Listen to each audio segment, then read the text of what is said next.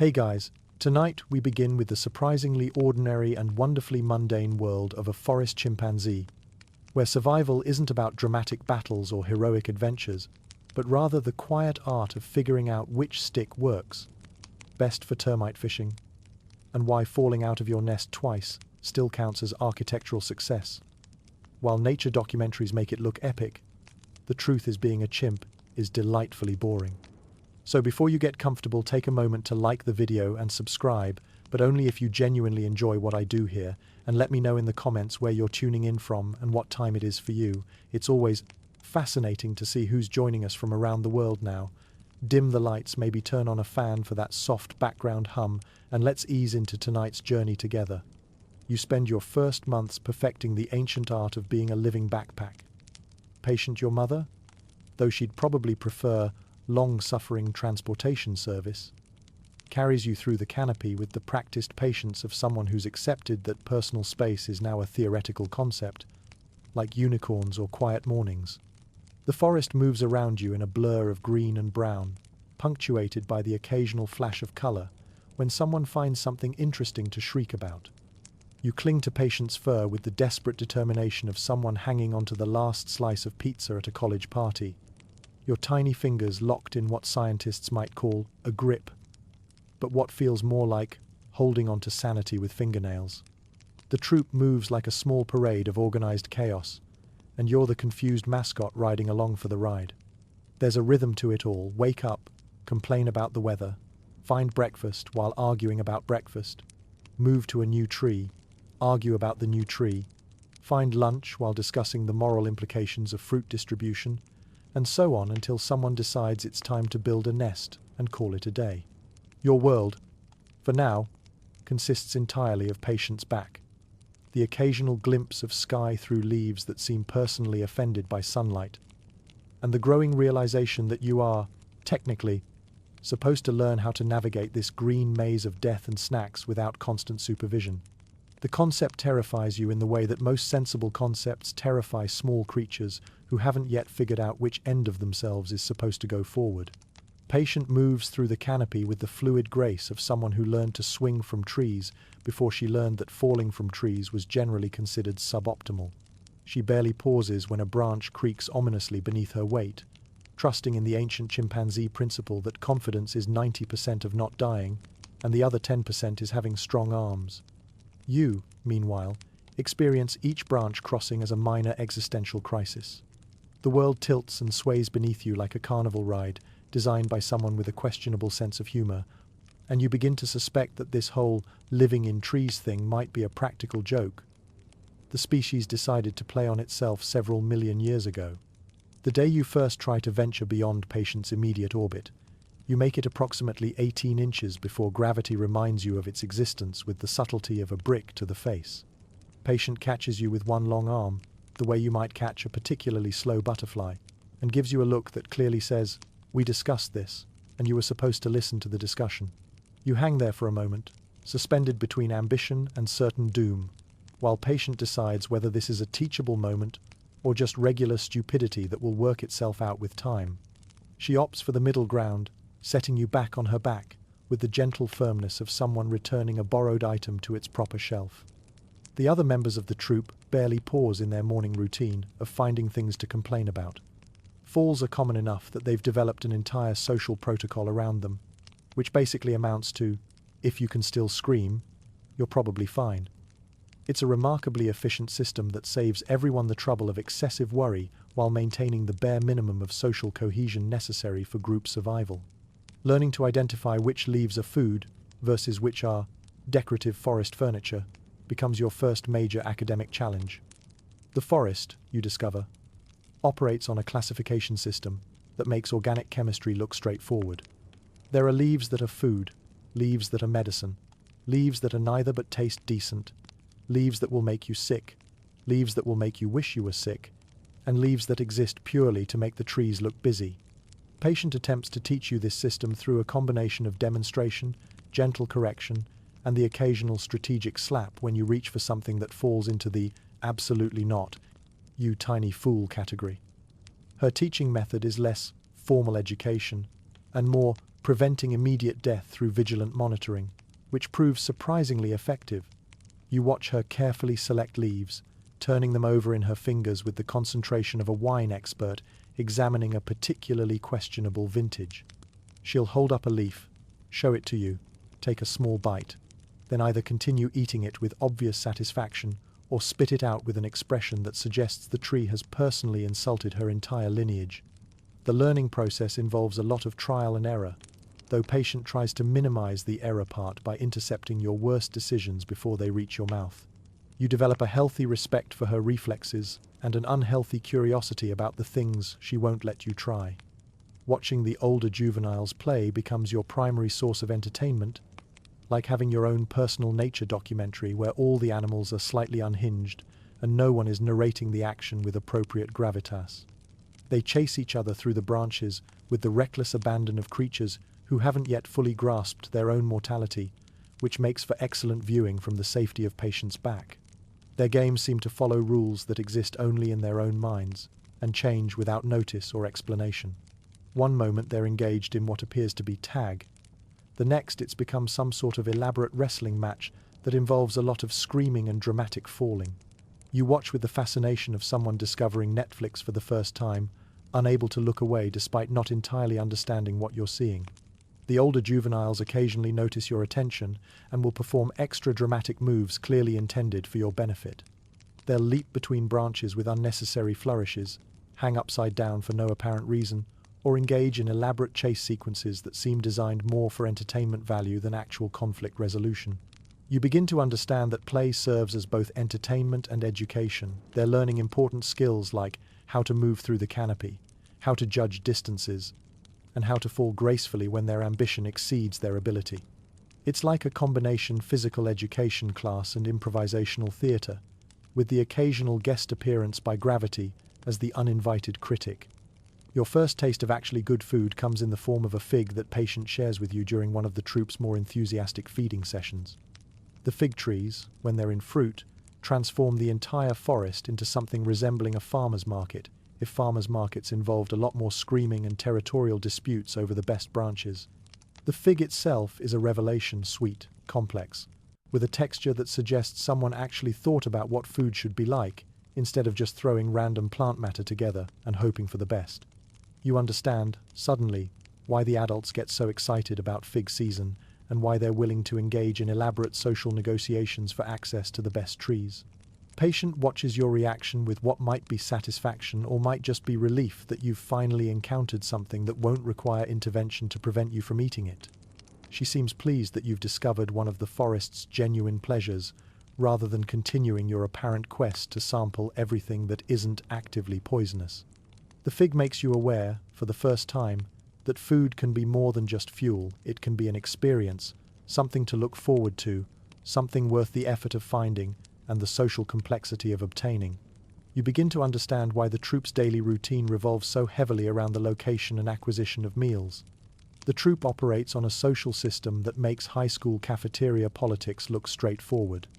There are rules, but they're written in a language no one has bothered to teach you, enforced by individuals whose motivations seem to change based on factors you can't identify, and subject to modification without notice or explanation. There's Big Jim, the alpha male who settles disputes with the diplomatic subtlety of a bouncer at a particularly rowdy establishment. He's built like someone designed a chimpanzee specifically for the purpose of winning arguments through intimidation, with arms that suggest he bench presses small trees for entertainment, and a presence that makes everyone else suddenly remember urgent business elsewhere. Big Jim doesn't speak so much as make pronouncements that happen to involve sound. When he has an opinion about fruit distribution, territory boundaries, or the general state of forest affairs, everyone within a considerable radius becomes aware of it whether they wanted to be or not. His approach to leadership appears to be based on the principle that if you're loud enough and large enough, most problems will resolve themselves through strategic avoidance. Then there's gossipy Gertrude, who somehow knows everyone's business before it happens. She occupies a unique position in the troop's social hierarchy, not quite at the top, but possessing information that makes her opinions valuable to those who are. She moves through the group like a small, furry intelligence network, collecting and distributing news with the efficiency of someone running a very specialized social media platform. Gertrude has perfected the art of being in the right place at the right time to observe whatever drama is currently unfolding. She'll appear at the edge of conflicts with the timing of someone who either has excellent instincts or a very sophisticated surveillance system. Her commentary on events comes in the form of pointed looks, strategic grooming sessions, and the occasional vocalization that seems to carry more meaning than its volume would suggest. And there's teenage angst, actual name unknown, and possibly irrelevant, who treats every interaction like a personal affront to his dignity. He's reached that special age where he's too big to be ignored, but not quite big enough to do anything about it, which results in a constant state of frustrated posturing that would be more intimidating if it weren't so predictably theatrical. Teenage angst has developed a repertoire of dramatic gestures that he deploys with the frequency of someone testing their effectiveness through repetition.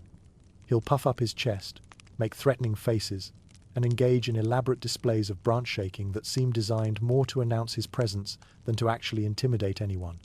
The older adults treat these performances with the patient tolerance usually reserved for weather unpleasant when it happens, but temporary and not worth getting too worked up about.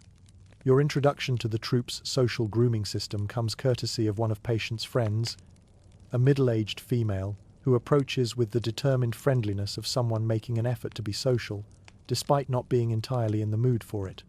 She settles beside you and patient with the air of someone beginning a task that's both necessary and tedious, like doing taxes or organizing a closet. What follows can best be described as spa day with more hair pulling. She begins systematically working through your fur with the thorough attention of someone conducting a very personal inspection, picking out bits of debris, checking for parasites, and generally treating you like a small, living puzzle that needs to be solved one strand of hair at a time. The process is simultaneously relaxing and mildly alarming. On one hand, the attention is pleasant, and there's something soothing about having someone else take care of the maintenance you didn't know you needed. On the other hand, she's remarkably thorough, and her definition of gentle seems to assume a higher pain tolerance than you actually possess. Patient participates in this grooming session with the practiced ease of someone who's been through this routine countless times before.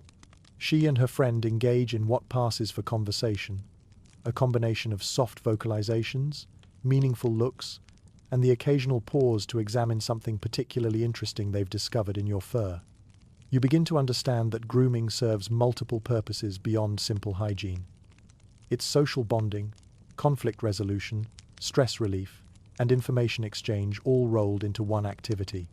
The chimps who groom each other are establishing and maintaining relationships, working out minor disputes, and generally keeping the social fabric of the troupe from fraying under the pressures of group living.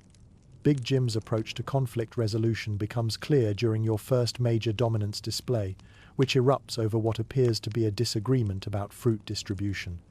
The specifics of the dispute are unclear, something about territorial rights to a particularly productive tree, or possibly just someone having opinions about someone else's fruit gathering technique. What starts as a minor disagreement between two adults quickly escalates when Big Jim decides to weigh in with his characteristic subtlety. He begins with what might charitably be called raised voice conversation, but quickly progresses through increasingly theatrical displays of displeasure until he's engaged in a full-scale performance that involves chest beating, tree shaking, and vocalizations that can probably be heard in neighboring countries. The effect is immediate and comprehensive. The original disputants suddenly discover urgent business elsewhere.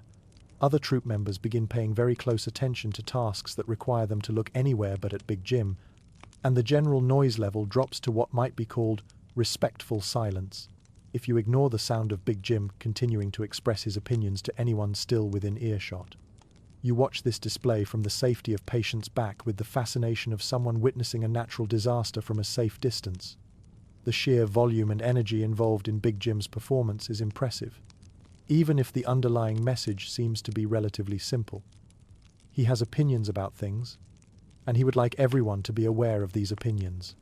Patient uses this as a teaching moment, quietly pointing out the various elements of Big Jim's display and their probable meanings. She explains, through a combination of gesture and gentle vocalization, that this is how disputes get resolved when discussion fails, and that paying attention to these displays helps you understand the current state of troop politics without having to participate directly in them. The complex art of chimpanzee small talk turns out to be mostly screaming, but with subtle variations in pitch, duration, and context that carry surprisingly specific meanings. What sounds to untrained ears like generalized noise is actually a sophisticated communication system that covers everything from hello to I have opinions about your life choices to has anyone seen my favorite stick? You begin to distinguish between different types of vocalizations through a combination of observation and patience-patient, if occasionally exasperated, instruction. There are greeting calls, which tend to be relatively brief and cheerful. There are complaint calls, which can go on for considerable lengths and seem to invite group participation. There are alarm calls, which get everyone's immediate attention and usually result in rapid movement towards safer locations. There are also what might be called commentary calls, ongoing vocalizations that serve as a kind of running narration of daily activities. These seem to be primarily for the benefit of other troop members, keeping everyone informed about what's happening, where people are, and what they think about current events. The social aspects of communication prove more complex than the purely informational ones. There are calls that seem designed to invite social interaction, calls that politely discourage it, and calls that suggest the caller has strong opinions about someone else's recent behavior. Learning to interpret these subtle differences becomes crucial for navigating troop social dynamics without accidentally insulting someone or missing important information. Patient demonstrates proper call etiquette through example, showing you when to respond to others' vocalizations and when to politely ignore them. She teaches you the difference between calls that require immediate attention and those that are more like social media posts, interesting but not urgent. Your mother's explanation of boundaries with other chimps' babies comes in the form of practical demonstration rather than theoretical discussion. When you show interest in approaching other infants, patient provides guidance that can be summarized as, be polite, but remember that other mothers have their own ideas about appropriate social interaction, and some of those ideas involve teeth. The lesson begins when you express curiosity about a slightly older infant being carried by one of the other females. Patient allows you to make visual contact and even exchange a few tentative gestures, but maintains careful physical positioning that keeps the interaction within safe parameters. The other mother, you observe, is conducting her own assessment of the situation, evaluating whether you represent an appropriate playmate or a potential source of trouble for her offspring. Her body language suggests she's prepared for the interaction to go either way and has contingency plans for both scenarios. What follows is a delicate dance of social negotiation between the two mothers, with you and the other infant as somewhat bewildered participants. There are signals exchanged, boundaries established, and a general agreement reached about what constitutes acceptable behavior during this cross-family interaction. You learn that baby chimpanzees exist within a complex network of family relationships, alliances, and social protocols that govern how they can interact with each other. Your behavior reflects not just on you, but on patient and her position within the troop's social hierarchy. This adds a layer of complexity to even simple social interactions that you're only beginning to understand. The session ends peacefully, with both mothers satisfied that appropriate boundaries have been maintained and both infants having gained some experience in interfamily social dynamics. You come away with a better understanding of the social rules that govern troop life and a healthy respect for the complexity of relationships between adults. The forest reveals itself in layers, like an onion made of trees and the occasional leopard. Each layer offers its own unique combination of opportunities and ways to die, presented with the casual indifference of a natural world that hasn't particularly concerned itself with your personal safety preferences. You venture beyond patient's immediate orbit with the hesitant curiosity of someone opening a door marked "Authorized personnel only," while being neither authorized nor entirely sure what personnel means. Independence, you discover, comes with the thrilling bonus prize of constant low-level terror, seasoned with just enough genuine wonder to keep you from retreating immediately back to the safety of maternal supervision. Every rustle in the undergrowth could be food, death, or just the wind having opinions about leaf placement. The forest operates on a sound system that seems designed by someone with a very specific sense of humor. Everything that might be dangerous sounds exactly like everything that might be harmless, which means you spend considerable time in a state of alert confusion, trying to decode messages from an environment that seems to be speaking in riddles. The canopy extends in all directions, like a three-dimensional maze where all the walls are alive, most of the floors are unreliable, and the ceiling is whatever happens to be above you at any given moment. Navigation requires not just knowing where you are, but understanding where you are in relation to everything else, what's above you, what's below you, and what's likely to change while you're figuring out your next move. Patient allows these explorations with the watchful attention of someone supervising a small child near expensive breakables. She maintains what might be called rescue distance, close enough to intervene if things go catastrophically wrong, far enough away to let you make your own mistakes within reasonable parameters. Your inaugural independent climbing attempt teaches you several important lessons about physics, overconfidence, and the difference between looks easy and is easy. You select what appears to be a perfectly reasonable branch, thick enough to support your weight, close enough to reach without dramatic effort, and leading in what seems like a sensible direction. The first 3 feet go remarkably well. You make steady progress, develop a false sense of confidence, and begin to think that this whole moving independently through the forest thing might be less challenging than everyone makes it seem. The branch feels solid beneath your hands, the distance to the next branch seems manageable, and you're beginning to congratulate yourself on your natural climbing ability. What had seemed like a substantial highway suddenly becomes a questionable side road, then a footpath, then something that might charitably be called a suggestion of structural support. Your weight, which had been distributed comfortably across a broad surface, now concentrates on a section of wood that seems to be having second thoughts about its career as a tree branch. The moment you realize you're in trouble coincides almost exactly with the moment when you're too far from your starting point to retreat safely, but not close enough to your destination to continue with confidence. You hang there, suspended between better and worse decisions, while the branch performs a series of creative flexing movements that suggest it's conducting a real-time stress test. Patient watches this development with the patient attention of someone who saw it coming, but decided to let you reach this conclusion through personal experience rather than lecture. Her position below you is clearly strategic, close enough for a rescue, positioned to catch you when physics inevitably wins the argument you're having with it. The panic, when it arrives, is immediate and comprehensive.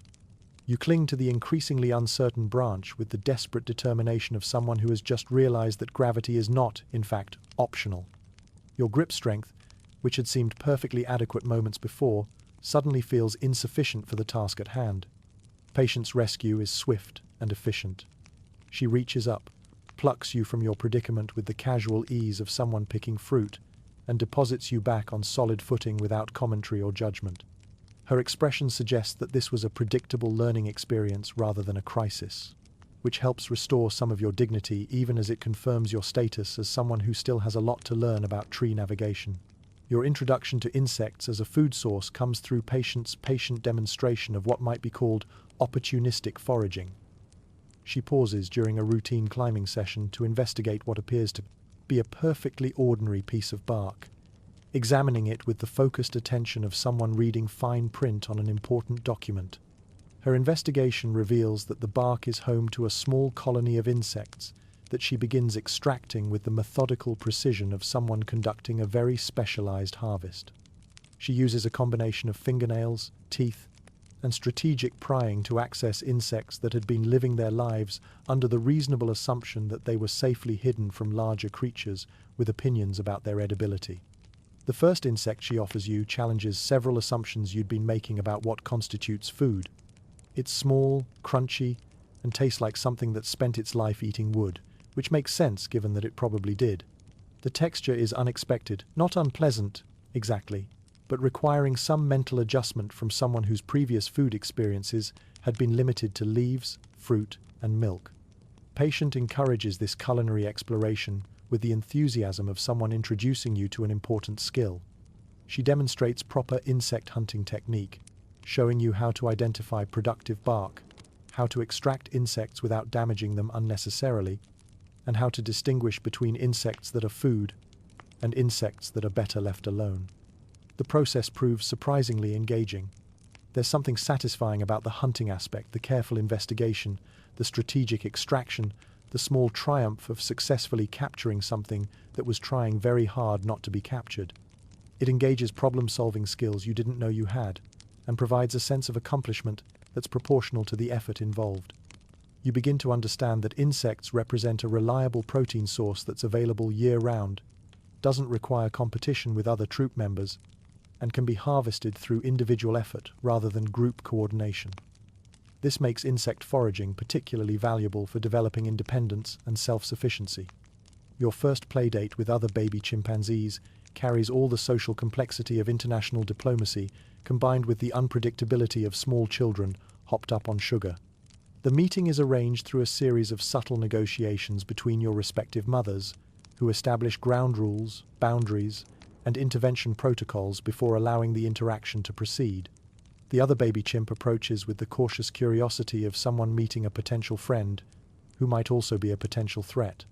You engage in a preliminary assessment process that involves a lot of staring, some tentative gestures, and the kind of careful circling that suggests both parties are still deciding whether this interaction is a good idea. Initial contact is promising. You discover that other baby chimps share your interest in investigating things that adults find unremarkable, your enthusiasm for climbing on structures that weren't designed for climbing, and your talent for creating minor chaos through seemingly innocent activities. The play that follows operates according to rules that exist only in the moment and change without notice or explanation. What begins as gentle wrestling quickly evolves into a game that seems to combine elements of tag, hide and seek, and some sort of improvisational performance art. You chase each other through safe climbing areas, engage in mock conflicts that involve more theatrical displays than actual aggression, and generally burn energy in ways that make your respective mothers happy to see you getting exercise and social interaction. The interaction teaches you important lessons about social boundaries, play signals, and the difference between real and pretend conflict. You learn to recognize when play is escalating beyond comfortable limits and how to de-escalate situations before they require adult intervention. The day you learn that not all branches are created equal arrives with the sudden clarity that often accompanies painful learning experiences. You've been developing confidence in your climbing abilities and have begun to make assumptions about branch reliability based on appearance rather than thorough investigation. The branch in question looks perfectly adequate. It's attached to a tree, it's roughly the right thickness, and it's positioned where you need it to be. These seem like reasonable criteria for branch selection, and you approach it with the confidence of someone who has successfully used similar criteria in the past. The branch, unfortunately, operates according to different standards than the ones you've been applying. What looks like solid wood turns out to be compromised by factors you hadn't considered: age, disease, or simple structural fatigue from supporting more weight than it was designed to handle over a longer period than it was designed to handle it. The failure is not dramatic, but it is definitive. The branch doesn't break catastrophically, it simply stops being reliable. What had been solid support becomes flexible, then questionable, then actively unhelpful. You find yourself holding on to something that's bending more than seems appropriate, while trying to figure out how to get to somewhere more stable. Patient uses this as an opportunity to teach proper branch evaluation technique. She shows you how to test branches before committing your full weight to them, how to recognize signs of structural compromise, and how to identify backup options before you need them. The lesson covers visual inspection looking for cracks, signs of disease, or damage from weather or other animals. It includes tactile testing, gently applying weight to check for excessive flexibility or suspicious movement. And it emphasizes the importance of planning multiple moves ahead, so that each branch selection is made in the context of where you want to go next, rather than just where you are now. You come away from this experience with a healthy respect for the complexity of forest navigation and a better understanding of why Patient has been so cautious about allowing you to explore independently.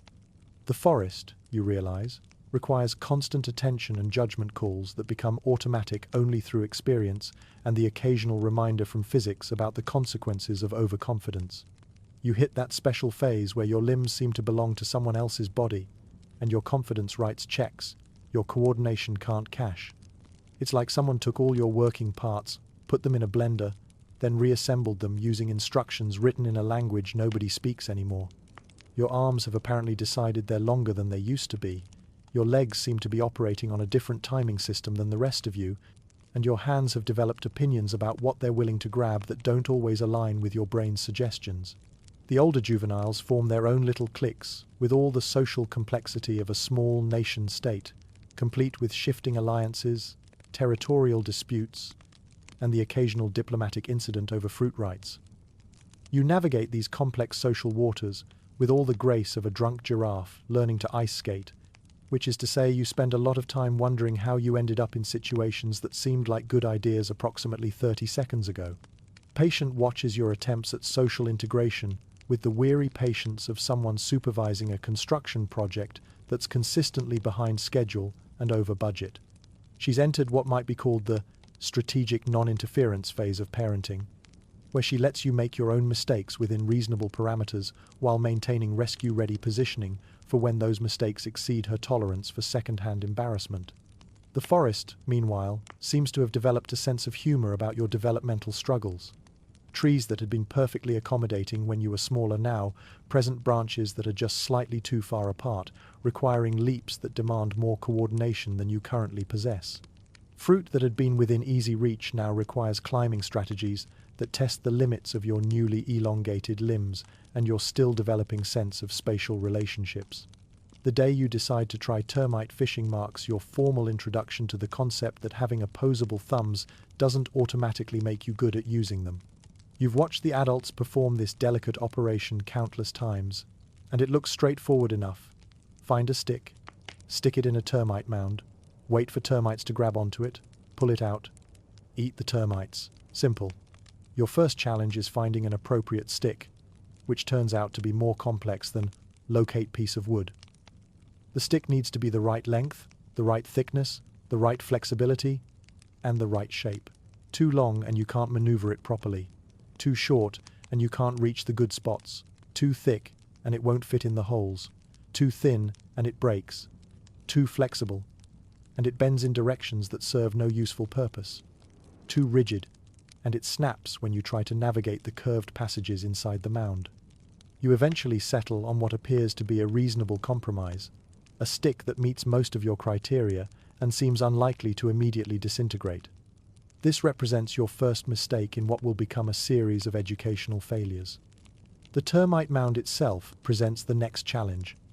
What looks like a simple structure from the outside turns out to be an underground fortress designed by architects who prioritize security over convenience. The entrance holes are smaller than they appeared, positioned at angles that require contortionist skills you don't possess, and defended by termites who take a dim view of uninvited fishing expeditions. Your technique, generously described, resembles someone trying to thread a needle while wearing oven mitts during an earthquake. You insert the stick with all the delicacy of someone poking a fire with a tree branch, twist it around with the strategic thinking of someone playing pin the tail on the donkey blindfolded, and extract it with movements that suggest you're trying to start an old lawn mower. The results are predictably disappointing. Instead of a stick covered with protein-rich termites, you retrieve a stick covered with dirt, plant matter, and what appears to be pieces of the termite mound itself. The termites, meanwhile, have reorganized their defense strategy and are treating your fishing attempts as a hostile invasion requiring immediate military response. Patient observes this performance with the expression of someone watching a disaster unfold in slow motion while being powerless to prevent it. When you finally give up and retreat from the increasingly agitated termite mound, she provides a brief tutorial that makes the whole process look effortless again, which is both helpful and mildly insulting to your dignity. Your introduction to group dynamics among your peer group comes through what might charitably be called a gang, but more accurately resembles a walking disaster with multiple participants. The group consists of 3 other juveniles of roughly your age and developmental stage, which means you're pooling your collective inexperience in hopes of achieving something that none of you could accomplish individually.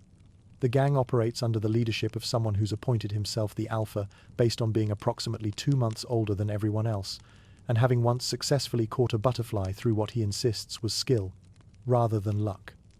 His leadership style can best be described as confident incompetence, which proves surprisingly effective at organizing group activities that consistently exceed everyone's abilities. Your first group expedition involves what the leader calls advanced foraging, which translates to going places we're not supposed to go, to get things we're not supposed to have. The plan, such as it is, involves venturing into territory that the adults have subtly but consistently steered you away from, under the theory that forbidden areas probably contain better stuff than the places you're allowed to explore. The expedition begins with great enthusiasm and deteriorates steadily as reality intrudes on planning. The terrain is more challenging than anticipated, requiring climbing skills that none of you have fully developed and navigation abilities that assume familiarity with landmarks none of you recognize. What was supposed to be a quick raid becomes an extended odyssey through increasingly unfamiliar territory. The group dynamic proves both entertaining and educational. Each member contributes their own special brand of overconfidence and poor judgment, creating a collective decision-making process that consistently identifies the worst possible course of action and pursues it with enthusiasm. You learn valuable lessons about leadership, followership, and the importance of having an exit strategy before you need one. The expedition ends when you encounter a section of forest that's clearly beyond your collective capabilities, requiring an embarrassing retreat and the eventual arrival of concerned adults who've been tracking your progress through what appears to be a combination of sound navigation and damage assessment. The art of swinging through trees with the fluid grace of someone who belongs in the canopy, rather than someone visiting it under questionable circumstances, proves more challenging than watching the adults makes it appear. Brachiation, the technical term for what looks like flying through trees using only your arms, requires a combination of timing, strength, spatial awareness, and faith in physics that you're still developing. Your first attempts resemble someone trying to navigate monkey bars while the monkey bars are trying to escape. You approach each transition between branches with the hesitant uncertainty of someone stepping onto ice that might or might not support their weight, which disrupts the rhythm that makes brachiation look effortless when performed by competent practitioners. The timing proves particularly challenging. Successful brachiation requires releasing one branch at exactly the right moment to grab the next branch at exactly the right position in its swing cycle. Too early and you fall short, too late and you overshoot, too hesitant and you end up hanging in awkward positions that require creative problem solving to escape. Gravity serves as your primary instructor in this learning process, providing immediate and unambiguous feedback about technique errors. Each failed transition becomes a brief lesson in physics, delivered with the educational directness that only comes from discovering that the laws of nature don't make exceptions for good intentions or genuine effort. Your progress comes in stages, each marked by slightly longer successful sequences before the inevitable encounter with gravity. You graduate from falling immediately to falling after 2 or 3 swings, then to making it halfway across before something goes wrong, and eventually to completing short sequences with only minor disasters. The breakthrough comes when you stop thinking about each individual movement and start feeling the rhythm of the motion. Brachiation, you discover, is less about strength and more about momentum, timing, and trusting the process, even when your brain is screaming that this is a terrible idea and you should probably find a safer way to travel. Your decision to attempt unauthorized access to the adult's premium fruit stash represents a milestone in criminal planning, execution, and spectacular failure.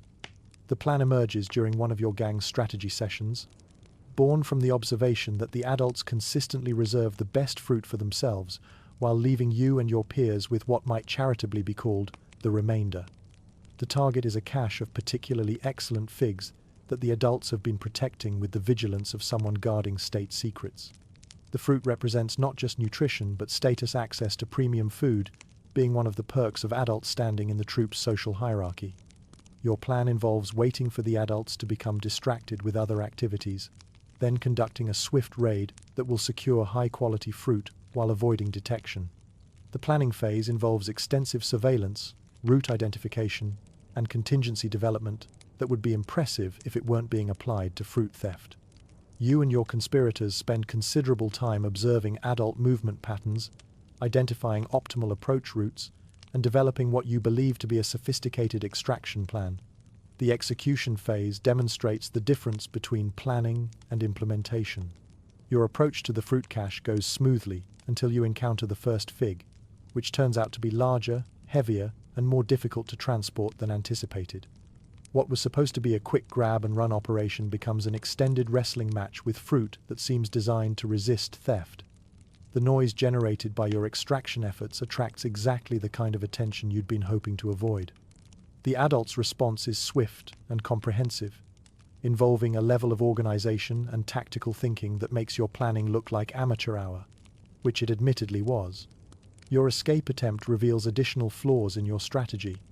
The route you'd identified for rapid retreat turns out to be optimized for unencumbered travel rather than fruit transportation.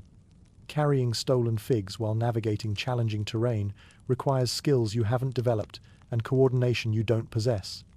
The capture is anticlimactic, but educational. The adult's response combines the efficiency of a police operation with the disappointment of a parenting moment, resulting in consequences that are proportional to both the offense and your obvious inexperience at planning criminal enterprises. Your introduction to the realities of power dynamics in chimpanzee society comes through a series of encounters that demonstrate, with uncomfortable clarity, that physical size correlates directly with social influence in ways that your developing intellect finds both fascinating and personally disadvantageous. The first lesson arrives during a dispute over sleeping territory that you enter with confidence based on what you believe to be the righteousness of your position rather than any realistic assessment of your ability to defend it. You've identified a particularly comfortable spot for nest building and have begun the process of claiming it through occupation and minor territorial improvements. Your claim to this territory seems reasonable and well-founded until someone significantly larger than you expresses interest in the same location. The ensuing negotiation is brief and one-sided, conducted primarily through body language that translates roughly to, "I would like this spot," met with, "I would like you to find a different spot, and I have the physical presence to make this preference compelling." The resolution demonstrates that in chimpanzee politics, logical arguments carry less weight than actual weight. Your carefully reasoned position about prior occupation and territorial improvement is overwhelmed by the simple reality that size confers negotiating advantages that intelligence alone cannot overcome.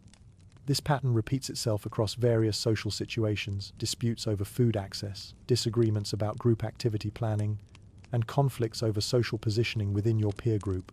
In each case, you discover that being right is less important than being big, and being clever is less useful than being physically imposing.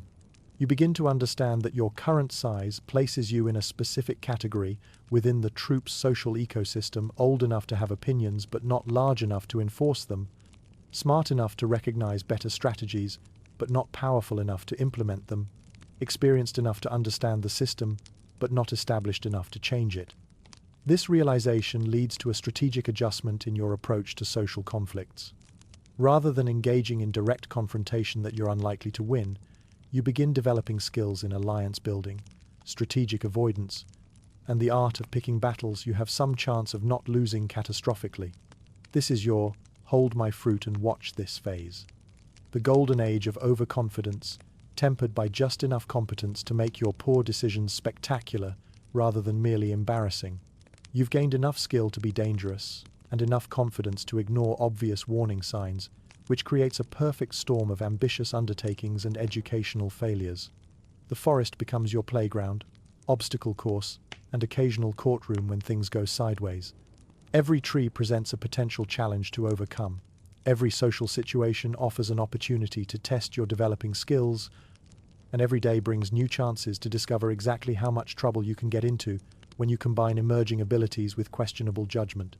Your relationship with risk evolves from avoid at all costs to evaluate and potentially embrace, which represents significant progress in your development as a functional forest resident and occasional cause for concern among the adults who remember when you were someone else's problem rather than your own.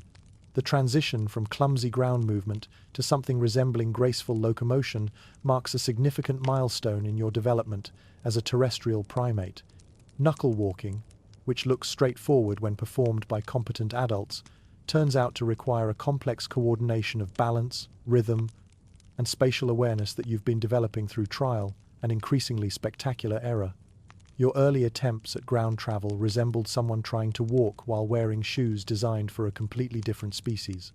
The weight distribution felt wrong, the pace seemed arbitrary, and the coordination between your arms and legs followed no pattern that made sense to anyone, including yourself.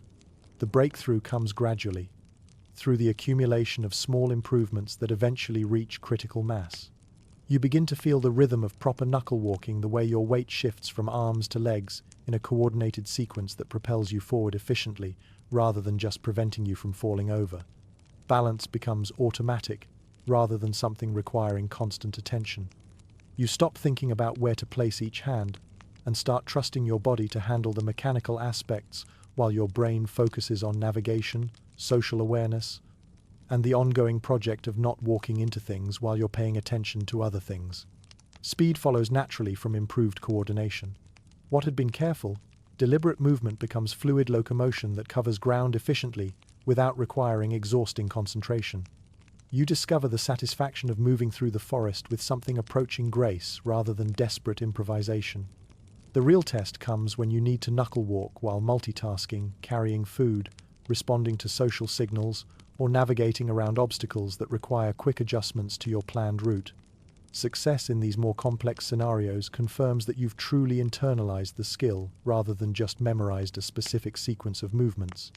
Your transition from someone who occasionally catches insects by accident to someone who can actually capture mobile protein sources through intention and planning represents a major leap in both skill development and self-confidence. The hunt that achieves this milestone involves a small bird that makes the critical error of underestimating your patience and overestimating your incompetence. The opportunity arises during what starts as routine foraging in an area where you've noticed birds frequently feeding on insects, disturbed by your own food-gathering activities. Instead of ignoring these birds as you've done in the past, you begin paying attention to their movement patterns, feeding habits, and general approach to personal security. Your hunting strategy emerges organically from observation rather than pre-planning. You notice that one particular bird has developed a pattern of feeding that brings it within potential capture range at predictable intervals. Rather than immediately attempting to catch it and inevitably failing, you spend time studying its behavior and identifying the optimal moment for an attempt. The patience required for this approach tests your developing impulse control. Every instinct screams at you to make an immediate grab for the bird, but your growing understanding of successful hunting suggests that waiting for the right moment will produce better results than acting on immediate desire. The actual capture combines careful timing with a significant element of luck. You position yourself along the bird's predictable movement pattern, wait for it to become sufficiently focused on feeding to lower its guard, then execute a grab that's part technique and part fortunate accident. The bird's capture represents more than just successful protein acquisition. It demonstrates that you've developed the patience, planning ability, and execution skills necessary for more complex problem-solving than simple fruit gathering or insect collection. This success builds confidence that carries over into other challenging activities. More importantly, the hunt teaches you about the relationship between preparation and opportunity. The capture succeeded not because of exceptional reflexes or superior strength, but because you'd invested time in understanding the situation and positioned yourself to take advantage when circumstances aligned favorably. The intensity with which you and your peers approach conflicts over prime sleeping spots rivals anything you've witnessed among the adults, with the added element of complete inexperience in conflict resolution making every dispute feel like a matter of life and death. These territorial disagreements develop the emotional intensity of parking lot road rage combined with the strategic sophistication of toddlers arguing over toys. The sleeping spot that triggers your first major territorial dispute represents everything you believe you deserve in accommodation, well positioned for safety, comfortable for extended rest, and positioned to demonstrate your rising status within the juvenile hierarchy. Unfortunately, every other juvenile your age has identified the same location as their ideal sleeping arrangement. What begins as polite inquiry about availability quickly escalates through increasingly formal expressions of interest until it becomes a full-scale negotiation involving threats, alliance building, and the kind of dramatic posturing that would be more impressive if any of you had the physical presence to make your threats credible. Your approach to this conflict combines youthful enthusiasm with strategic thinking that's sophisticated in concept but flawed in execution. You attempt to build a coalition of supporters, gather intelligence about your opponent's weaknesses, and develop contingency plans for various scenarios. The problem is that everyone else is doing exactly the same thing, resulting in a complex web of competing alliances and double crosses that would make international diplomats proud. The resolution comes through the intervention of adult authority figures who've been monitoring the situation with the weary attention of apartment building managers dealing with noise complaints. Their solution involves a redistribution of sleeping arrangements that satisfies no one completely, but prevents the situation from escalating into actual violence. The aftermath teaches you valuable lessons about the relationship between desire and capability, the importance of choosing battles you can realistically win, and the reality that wanting something very badly doesn't automatically create the power to obtain it. Your education in the subtle art of social grooming advances beyond basic hygiene maintenance to encompass the complex communication system that adults use to maintain relationships, resolve conflicts, and navigate the intricate social dynamics that keep the troop functioning as a cohesive unit. The difference between friendly grooming and "please stop touching my face" turns out to be a matter of context, technique, and mutual consent that requires sophisticated social awareness to navigate successfully. What appears to be a simple activity, picking through someone's fur to remove debris and parasites, actually involves complex negotiations about boundaries, timing, and the current state of your relationship with the other party. Your developing technique incorporates lessons about pressure, duration, and areas of focus that transform grooming from random fur picking into something resembling a professional service. You learn that effective grooming requires attention to the other individual's responses, adjustment of your approach based on their preferences, and the ability to recognize when you've achieved optimal results versus when you're overstaying your welcome. The social aspects prove more complex than the technical ones. Grooming serves as conversation, conflict resolution, alliance building, and stress relief all rolled into one activity. Learning to read the social context that determines whether grooming is welcome, when it should be initiated, and how long it should continue requires developing sensitivity to subtle social cues that adults navigate automatically, but that you're still learning to interpret.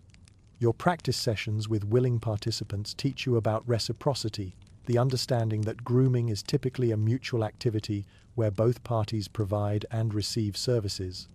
This introduces timing considerations about when to switch roles, how to signal your desire for reciprocal treatment, and how to gracefully end a session when one or both parties have had enough.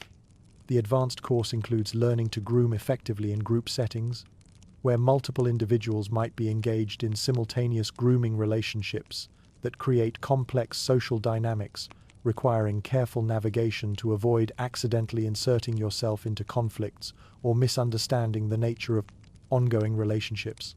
Your first encounter with the bipedal creatures who occasionally appear in your territory to conduct mysterious activities involving pointing strange objects at the troop creates a memorable lesson in interspecies diplomacy and the relative nature of intimidation. The humans arrive with all the stealth of a brass band, carrying equipment that makes interesting noises and engaging in behavior that suggests they believe they're being inconspicuous while actually announcing their presence to every creature within considerable radius.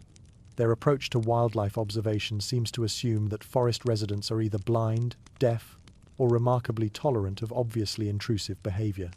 Your initial reaction to these strange visitors combines curiosity with the kind of territorial concern that comes naturally to someone whose home has been invaded by creatures whose intentions are unclear and whose capabilities are unknown. The humans' behavior, pointing objects, making notes, and generally acting like they own the place, seems to require some sort of response from the local resident population. Your diplomatic approach to this situation involves a combination of threat display and territorial assertion that would be more effective if the humans showed any sign of understanding chimpanzee communication protocols. Instead, they respond to your clearly articulated expressions of concern by pointing more objects at you and making excited noises that suggest they're pleased rather than appropriately intimidated by your warnings. The standoff that develops reveals interesting things about relative intimidation levels. The humans are clearly more scared of you than you are of them, but only slightly, which creates a situation where both parties are trying to demonstrate confidence while being ready to retreat immediately if the situation deteriorates. The resolution comes when both sides simultaneously decide that discretion represents the better part of valor. The humans withdraw to a more respectful distance and continue their mysterious activities with better attention to personal space considerations, while you retreat to a strategic observation position that allows monitoring of their behavior without direct confrontation. The incident teaches you about the existence of other intelligent species, the importance of establishing boundaries in interspecies encounters, and the reality that not all conflicts require resolution through dominance displays. Sometimes strategic withdrawal serves everyone's interests better than continued escalation. You finally start resembling a functional chimpanzee rather than a walking question mark with opposable thumbs. The forest, which had been an endless series of challenges designed to test your survival instincts and highlight your inexperience, gradually transforms into something more like a familiar neighborhood where you know the good spots, understand the local customs, and can navigate daily life without constant crisis management. Tool use becomes second nature rather than an ongoing engineering challenge. You can navigate the canopy without constant near-death experiences interrupting your travel plans. Social interactions flow more smoothly now that you understand the unwritten rules that govern troop dynamics. Most importantly, you've developed your own personal style of dealing with forest life's daily nonsense, an approach that combines hard-earned competence with the kind of pragmatic wisdom that comes from making every possible mistake, at least once. The transformation of termite fishing from embarrassing display of incompetence to reliable protein acquisition technique represents one of your most satisfying skill developments. Patience, it turns out, is indeed a virtue you can learn, though the learning process involves considerably more frustration than you'd anticipated. Your tool selection process becomes increasingly sophisticated as you develop the ability to evaluate stick candidates based on multiple criteria simultaneously. Length, thickness, flexibility, surface texture, and structural integrity all factor into your selection process, creating a decision-making framework that would be impressive if it weren't being applied to finding the perfect termite fishing stick. The technique itself evolves from random poking to strategic probe deployment. You learn to read termite mound architecture, identifying productive entry points, and understanding the internal geography well enough to navigate the stick effectively through the tunnels. Your movements become deliberate rather than hopeful, guided by developing knowledge of termite behavior and mound construction. Timing emerges as a crucial element that you'd completely overlooked in your earlier attempts. Termites have their own schedules and preferences about when they're willing to engage with fishing expeditions. Learning to work within their behavioral patterns rather than against them transforms fishing from an exercise in frustration into a reasonably reliable food-gathering technique. Your success rate improves dramatically once you stop treating each termite mound as an individual challenge and start recognizing patterns that apply across different locations. Termite behavior follows predictable rules that you can learn and apply, making each fishing expedition an application of accumulated knowledge rather than a fresh start from zero. The satisfaction of consistent success builds confidence that carries over into other technical challenges. Mastering termite fishing demonstrates that patient observation, systematic practice, and willingness to learn from mistakes can overcome initial incompetence in ways that raw enthusiasm alone cannot achieve. The day you successfully plan and execute an independent fruit-gathering expedition marks your graduation from dependent juvenile to autonomous forest resident in ways that extend far beyond simple food acquisition. This expedition requires navigation skills, environmental awareness, timing, judgment, and the kind of strategic thinking that successful adult life in the forest demands. Your preparation begins with route planning based on accumulated knowledge of fruiting patterns, seasonal timing, and the current status of various food sources within your range. This involves consulting your mental map of the territory, evaluating travel time requirements, and developing contingency plans for various scenarios that might require route modifications. Navigation during the expedition tests your ability to maintain orientation while moving through complex three-dimensional terrain without the guidance of more experienced troop members. You rely on landmark recognition, directional awareness, and the kind of spatial memory that develops through repeated travel over familiar territory. The fruit evaluation process requires applying lessons learned through observation of adult behavior and your own accumulated experience. You must distinguish between fruit that's ready for immediate consumption, fruit that needs additional ripening time, and fruit that's past its optimal consumption window. These judgments affect not just immediate nutrition, but planning for future foraging expeditions. Your harvesting technique balances efficiency with sustainability considerations that ensure continued fruit availability for future visits. This involves understanding which harvesting methods allow trees to continue producing, how much fruit can be taken without depleting the resource, and how to minimize damage to branches that support future fruiting. The return journey with your harvest introduces new challenges related to load management, route optimization for cargo transport, and maintaining awareness of your surroundings while concentrating on not dropping your carefully gathered food supply. Success in this expedition demonstrates your development of the complete skill set required for independent forest living navigation, environmental assessment, resource evaluation, planning, and execution. More importantly, it confirms your ability to sustain yourself through individual effort rather than dependence on group support. Your education in meteorological forecasting comes through repeated direct experience with the consequences of poor weather judgment, a teaching method that proves both effective and personally uncomfortable. The forest's weather operates according to patterns that become predictable once you learn to read the relevant signs, but the learning process involves getting thoroughly soaked while developing pattern recognition skills. Your early weather assessment technique relies heavily on hoping for the best, while ignoring obvious warning signs that more experienced forest residents treat as reliable indicators of incoming precipitation. This approach results in numerous situations where you find yourself caught in downpours that everyone else somehow saw coming and prepared for appropriately. The development of actual forecasting ability begins with learning to recognize atmospheric conditions that precede weather changes. Wind patterns, humidity levels, cloud formations, and subtle changes in air pressure provide information about upcoming weather that you gradually learn to interpret through correlation with subsequent meteorological events. Animal behavior turns out to be another reliable weather indicator that you'd been overlooking in your focus on more obvious environmental signs. Birds, insects, and other forest residents modify their behavior in anticipation of weather changes, providing advance warning for observers who know what to look for. Your shelter-seeking skills improve in parallel with your forecasting abilities. Learning to identify locations that provide effective protection from rain, wind, and other weather challenges becomes crucial for maintaining comfort and health during extended outdoor exposure.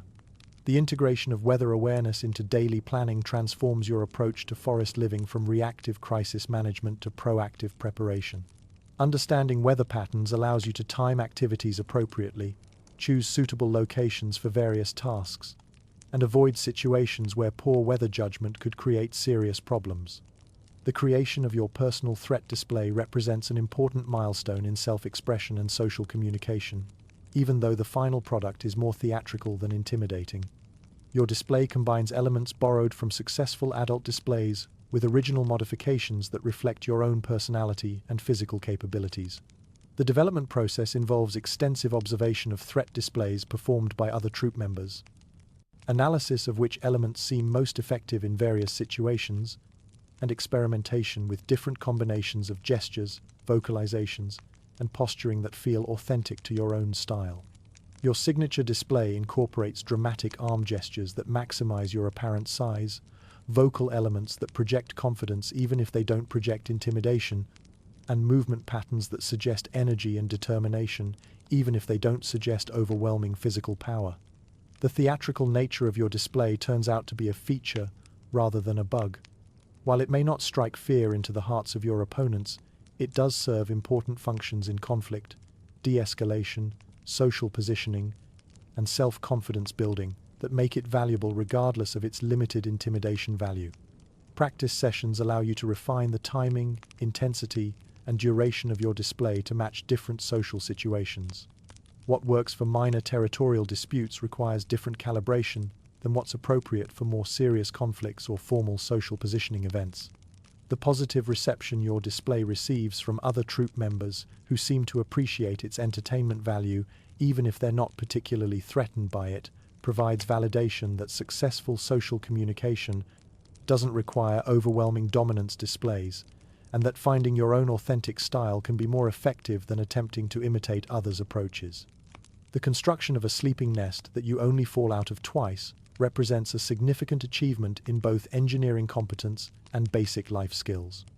Nest building combines architecture, materials, science, and sleep psychology in ways that require both technical knowledge and practical experience to master. Your material selection process evolves from grab whatever's available to systematic evaluation of branches based on flexibility, strength, availability, and suitability for different structural functions within the nest design. This involves understanding which materials work best for the foundational framework versus which provide optimal comfort for the sleeping surface. The construction technique develops through iterative improvement based on performance evaluation of previous nests. Each night's sleep provides feedback about structural stability, comfort levels, and design elements that work well versus those that require modification or elimination. Your architectural approach balances engineering requirements with comfort considerations and construction time constraints. The nest must be structurally sound enough to support your weight throughout the night, comfortable enough to allow restful sleep, and quick enough to build that it doesn't consume excessive time during the pre-sleep period. Location selection emerges as a crucial factor that affects both nest performance and personal safety. Understanding which trees provide appropriate branch configurations, which heights offer optimal security, and which areas provide protection from weather and predators requires accumulated knowledge of forest conditions and threat assessment. The two falls you experience during your first nights in the new nest provide valuable feedback about structural weak points and design improvements for future construction projects. Rather than representing failures, these incidents serve as practical education in the relationship between theoretical nest design and real-world performance under actual sleeping conditions. Success in nest building confirms your development of the complete skill set required for independent forest living, marking your transition from someone who requires constant supervision to someone capable of providing for their own basic needs through individual competence and planning. You've officially graduated to full-sized forest resident with opinions about things, which marks a significant transition from someone who had opinions but lacked the physical presence to make them matter in meaningful ways. Your body has finally caught up with your ambitions, creating a pleasing alignment between what you want to accomplish and what you're actually capable of accomplishing without requiring rescue operations or emergency intervention from concerned adults. The troop dynamics shift around you like a complex social ecosystem adjusting to the introduction of a new species. You find your place in the hierarchy through a process that resembles job placement in a company where all the position descriptions are written in a language nobody speaks, but everyone somehow understands. You're not at the top, which would require a level of aggression and political maneuvering that honestly seems exhausting. You're not at the bottom, which would mean accepting a status you've clearly outgrown. Instead, you settle into somewhere in the comfortable middle where you can observe the drama without being the main character, participate in decision-making without bearing ultimate responsibility, and maintain the kind of social flexibility that allows you to navigate various situations without being locked into rigid behavioral expectations. This middle position turns out to be remarkably pleasant. You have enough status to avoid being pushed around by every chimp with an opinion, but not so much that you're expected to resolve every conflict or make all the difficult decisions.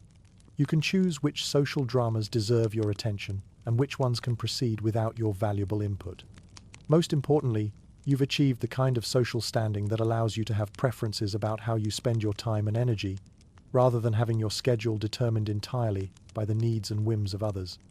The forest itself seems more accommodating now that you've reached adult size and competence. Trees that had been challenging obstacles when you were smaller now feel like familiar infrastructure. Routes that had required careful planning and execution now become automatic navigation choices, and the general business of staying alive shifts from active crisis management to routine maintenance of an established lifestyle. The development of your personal foraging territory represents the forest equivalent of claiming your favorite coffee shop, complete with the territorial sensitivities and routine preferences that come with having established habits in familiar locations. Your roots emerge organically through the accumulation of successful foraging experiences, gradually creating a network of preferred paths that connect reliable food sources, comfortable rest areas, and strategic observation points. These routes reflect not just practical considerations about food availability and travel efficiency, but also your personal preferences about scenery, social interaction levels, and the kind of daily routine that suits your temperament. Some paths take you through areas where you're likely to encounter other troop members, creating opportunities for social interaction and information exchange. Others provide solitude and quiet foraging that allows you to work without constant social negotiation about resource sharing. The establishment of these routes involves subtle territorial negotiations with other troop members who have their own preferred areas and established patterns. This requires a combination of diplomatic skill, practical compromise, and the occasional assertion of your legitimate claim to areas where you've invested time and effort in developing productive foraging relationships. Your routes evolve seasonally as food sources change and environmental conditions shift. What works during fruit season requires modification when the troop transitions to leaf-eating periods, and wet season travel considerations demand different route planning than dry season navigation. This seasonal adaptation demonstrates your growing understanding of the forest as a dynamic system rather than a static resource. The efficiency of your established routes becomes apparent when you need to deviate from them due to social obligations or changing circumstances. Travel through unfamiliar areas requires more time, energy, and attention than movement along your well-developed paths, highlighting the value of the knowledge and infrastructure you've built through consistent use of preferred routes. Your routes also serve as a form of personal expression, reflecting your individual approach to forest living and your particular balance of priorities between efficiency, comfort, social interaction, and exploration. Other troop members begin to recognize your movement patterns and can predict your location based on time of day and current seasonal priorities. Your introduction to the complex world of conflict resolution comes through a series of situations where your position in the social hierarchy and your developing diplomatic skills combine to cast you in the role of mediator, despite the fact that diplomatic immunity is definitely not included in this assignment. The first dispute you attempt to mediate involves two other adults arguing over access to a particularly productive fig tree during peak fruiting season. Both parties have legitimate claims to the resource based on different precedents and social obligations, creating a conflict that requires actual problem solving rather than simple dominance assertion. Your approach to this mediation combines the limited conflict resolution skills you've observed in adult interactions with your own intuitive sense of fairness and practical problem solving. You attempt to facilitate a discussion between the disputants, help them identify common ground, and develop a sharing arrangement that addresses both parties' needs without requiring either one to completely abandon their position. The process proves more complex than you'd anticipated. Both disputants are skilled in the art of presenting their case in the most favorable light, highlighting their opponent's unreasonable behavior and generally making themselves appear to be the injured party in a conflict they definitely didn't start, but are absolutely willing to finish if necessary. Your role requires maintaining neutrality while encouraging productive communication, preventing the discussion from escalating into physical confrontation, and helping both parties find face-saving compromises that allow them to resolve the conflict without either one appearing to lose status or abandon important principles. The successful resolution of this first mediation establishes your reputation as someone who can be trusted to handle social conflicts fairly and effectively. This leads to additional requests for your mediation services, gradually building your skills and confidence in dealing with increasingly complex interpersonal disputes. The experience teaches you valuable lessons about the difference between being right and being effective, the importance of allowing all parties to maintain dignity during conflict resolution, and the reality that most disputes have more to do with social positioning and respect than with the specific resources or issues that triggered the conflict. The development of strategic relationships within the troop evolves from simple friendship to the more complex art of alliance building, where mutual support arrangements create networks of reciprocal obligation that provide security, resource access, and social influence beyond what you could achieve through individual effort alone. Your alliance-building strategy follows the fundamental principle of "scratch my back, I'll save you some fruit," though the actual implementation proves considerably more sophisticated than this simple formulation suggests. Successful alliances require careful attention to mutual benefit, long-term sustainability, and the kind of trust building that develops through consistent follow-through on commitments and promises. Your first formal alliance emerges with another adult who shares your preference for efficient foraging and your generally pragmatic approach to troop politics. This relationship begins with simple resource sharing, alerting each other to good foraging opportunities, providing backup during minor conflicts, and generally maintaining the kind of cooperative relationship that makes daily forest life more pleasant and productive. The alliance deepens through a series of mutual support situations that demonstrate each party's reliability and commitment to the relationship. When your ally faces a territorial dispute with a more dominant troop member, you provide backing that helps level the playing field. When you encounter a foraging opportunity that's too large for individual exploitation, you share the information rather than trying to monopolize the resource. Your alliance network expands gradually as you demonstrate your value as a reliable partner and identify other troop members whose goals and approaches align with your own. These relationships create an informal support system that provides advantages in resource access, conflict resolution, and social positioning that go far beyond what formal hierarchy alone would suggest. The maintenance of these alliances requires ongoing attention to reciprocity, regular communication about mutual concerns and opportunities, and the kind of long-term thinking that balances immediate self-interest with relationship preservation. This involves occasionally supporting alliance partners in situations where you have no direct stake, providing resources when you're not in immediate need, and generally maintaining the trust and goodwill that make strategic relationships sustainable over time. The transition in your relationship with patient from protective parent to tolerant adult peer represents one of the more subtle but significant changes in your social environment. This evolution happens gradually, marked more by what she stops doing than by dramatic new behaviors or formal recognition ceremonies. The change begins with patient's strategic withdrawal from active management of your daily activities. Where she had previously monitored your foraging choices, social interactions, and general decision-making with the vigilant attention of someone preventing disaster through constant supervision, she now adopts a more hands-off approach that could be characterized as benevolent neglect. This shift manifests most clearly in her response to your questionable life choices.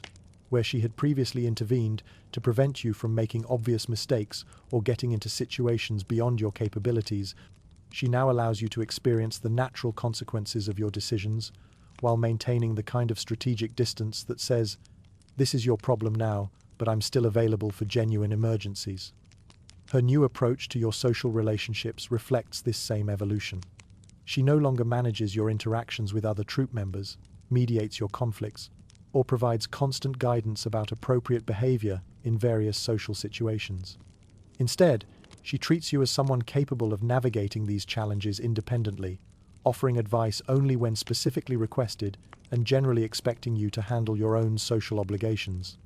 The most telling indicator of this changed relationship is her willingness to engage with you as a peer in adult activities rather than as a supervisor managing a learning experience. She includes you in her own social interactions without feeling responsible for your behavior, shares information and resources without detailed instructions about proper use, and generally treats you as someone whose competence can be assumed rather than constantly verified. This evolution brings both freedom and responsibility. The freedom comes from being able to make your own choices without constant oversight, pursue your own interests without requiring permission, and generally conduct your life according to your own judgment and preferences. The responsibility comes from the understanding that your decisions are now your own to make and your consequences are your own to handle. The relationship that emerges from this transition is more relaxed and mutually enjoyable than the intensive parent-child dynamic that preceded it. You can interact with patient as a friend and equal rather than as someone whose behavior reflects on her parenting skills, creating space for the kind of adult relationship that acknowledges your shared history while respecting your current independence. Love in the forest operates according to principles that are less romantic sunset and more aggressive fruit, sharing with meaningful eye contact, which creates a dating environment that prioritizes practical demonstrations of competence over abstract expressions of affection. You navigate this complex world of chimp courtship with all the smoothness of someone trying to dance while wearing oven mitts, which is to say with considerable enthusiasm, limited grace, and a tendency to overthink situations that probably benefit from more instinct and less analysis. The forest dating scene operates on a social economy where status, resources, and practical skills serve as the primary currency of romantic attraction. Physical prowess matters, but not as much as the ability to find food consistently, navigate social situations successfully, and generally demonstrate the kind of competence that suggests you'd be a valuable long-term partner rather than just an entertaining short-term distraction. Your approach to romance reflects your general personality: thoughtful, slightly overthinking, prone to elaborate planning for situations that might benefit from more spontaneous responses. This creates a courtship style that emphasizes preparation and demonstration of skills over the kind of confident improvisation that seems to work well for some of your peers. The complexity of forest romance extends beyond simple partner selection to encompass ongoing relationship maintenance, social positioning within the broader troop context, and the delicate balance between individual desires and group harmony that characterizes all aspects of chimpanzee social life.